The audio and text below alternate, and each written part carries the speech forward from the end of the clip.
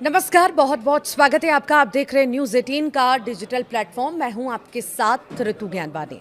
देश के लाखों केंद्रीय कर्मचारियों और पेंशन भोगियों के लिए एक बहुत बड़ी खबर है। पिछले काफ़ी समय से सोशल मीडिया और कर्मचारी यूनियनों के बीच एक ही चर्चा सबसे तेज थी। क्या 50% महंगाई भत्ता होने के बाद इसे बेसिक सैलरी यानी कि मूल वेतन में मर्ज कर दिया जाएगा? क्या 8वें वेतन आयोग के आने से पहले ही आपका सैलरी स्ट्रक्चर पूरी तरह बदलने वाला है? इस पर अब देश के वित्त मंत्रालय का एक बेहद ही महत्वपूर्ण और अंतिम फैसला सामने आ चुका है। सरकार ने साफ शब्दों में स्पष्ट कर दिया है क्या वो महंगाई भत्ते को बेसिक पे में मिलाने जा रही है या नहीं। आज के इस वीडियो में हम इस पर पूरे गणित को समझेंगे, सरकार के तर्क को जानेंगे और ये भी देखेंगे कि इस फैसले का आपके बैंक अकाउंट में आने वाली सैलरी पर क्या सीधा असर होने वाला है। तो लगातार हमारे साथ बने रहिएगा। देखिए, जो है जानकारी ये है, इस पूरे मामले की गहराई को समझने के लिए हमें थोड़ा पीछे जाना होगा। जब भी देश में महंगाई बढ़ती है तो सरकार अपने कर्मचारियों के रहन सहन के स्तर को बनाए रखने के लिए महंगाई भत्ता यानी कि डियरनेस अलाउंस देती है। साल 2024 और उसके बाद के समय में ये डीए बढ़ते बढ़ते 50% के आंकड़े को छू गया। अब नियम और पुराने वेतन आयोगों के इतिहास को देखें तो जब भी महंगाई भत्ता 50% तक पहुंचता था तो उसे मूल वेतन यानी बेसिक पे में जोड़ दिया जाता था। इसे ही तकनीकी भाषा में डीए मर्जर या डीए का विलय कहा जाता है। कर्मचारी संगठनों और यूनियनों का तर्क था कि चूंकि महंगाई रिकॉर्ड स्तर पर है, इसीलिए 50% होते ही इसे तुरंत जो है बेसिक सैलरी का हिस्सा बना देना चाहिए। इससे कर्मचारियों का प्रोविडेंट फंड, ग्रेच्युटी और बाकी भत्ते अपने आप बढ़ जाते हैं। और इसी मांग को लेकर कई हफ्तों से वित्त मंत्रालय को ज्ञापन सौंपे जा रहे थे, लेकिन अब इस पूरी बहस पर पूरी तरह से विराम लग चुका है। वित्त मंत्रालय ने केंद्रीय कर्मचारियों की इस मांग को फिलहाल सिरे से खारिज कर दिया है। सरकार ने बेहद साफ और कड़े शब्दों में स्पष्ट किया कि फिलहाल अलग से किसी भी प्रकार के डीए मर्जर की कोई भी तैयारी नहीं है। यानी जो कयास लगाए जा रहे थे कि एक नोटिफिकेशन जारी होगा और आपकी बेसिक पे बढ़ जाएगी, ऐसा कुछ भी नहीं होने जा रहा। सरकार का कहना है कि 7वें वेतन आयोग की सिफारिशों में ऐसा कोई ऑटोमेटिक नियम नहीं था कि 50% डीए होते ही उसे मर्ज करना ही पड़ेगा। सरकार के इस आधिकारिक बयान ने उन लाखों कर्मचारियों को बड़ा झटका दिया है जो इस महीने से अपनी सैलरी में एक बड़े बम्पर उछाल की उम्मीद लगाए बैठे थे। अब सवाल ये उठता है कि सरकार ने ऐसा फैसला क्यों लिया और इसके पीछे पूरी तरह से आर्थिक समीकरण काम कर रहे हैं।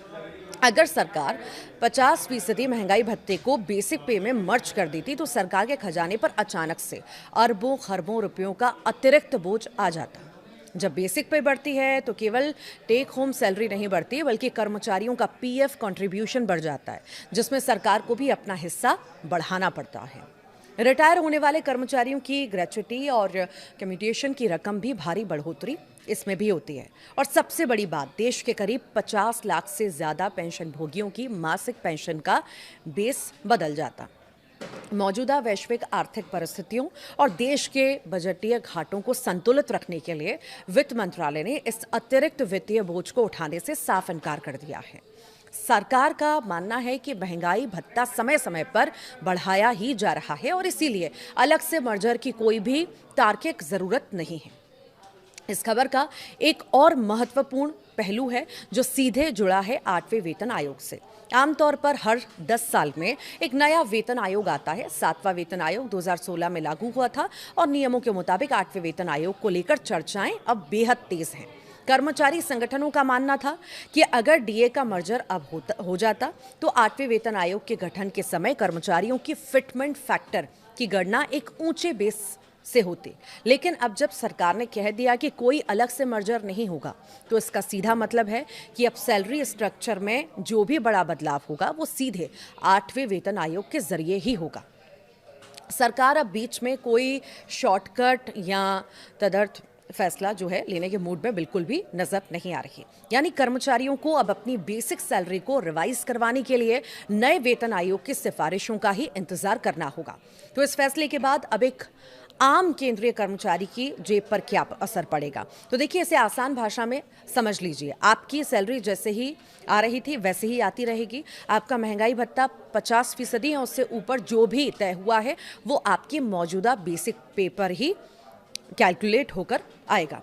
हाँ, एक राहत की बात जरूर है कि 7वें वेतन आयोग के नियमानुसार जब डीए 50% पहुंचता है तो कुछ अन्य भत्ते जैसे कि हाउस रेंट अलाउंस हो गया और चिल्ड्रन एजुकेशन अलाउंस हो गया, ट्रैवल अलाउंस हो गया, इसमें जो है बढ़ोतरी अपने आप लागू हो जाती है। वो लाभ कर्मचारियों को मिलते रहेंगे, लेकिन जो एक बड़ी छलांग बेसिक पे में मिलने वाली थी वो फिलहाल होल्ड पर चली गई है।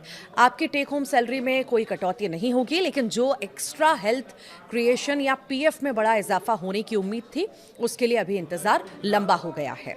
संक्षिप्त में कहें तो वित्त मंत्रालय ने साफ कर दिया कि वो देश की वित्तीय स्थिति को ध्यान में रखकर कदम उठा रहा है और किसी भी लोक लुभावन दबाव में आकर डीए मर्जर का फैसला नहीं लिया जाएगा। अब सभी की नजरें इस बात पर टिकी हैं कि सरकार 8वें वेतन आयोग के गठन को लेकर कब आधिकारिक घोषणा करती है और इस पूरे फैसले पर आपकी क्या राय है। क्या सरकार का यह कदम सही है या कर्मचारियों की मांग जायज थी? हमें नीचे कमेंट बॉक्स में जरूर बताइएगा।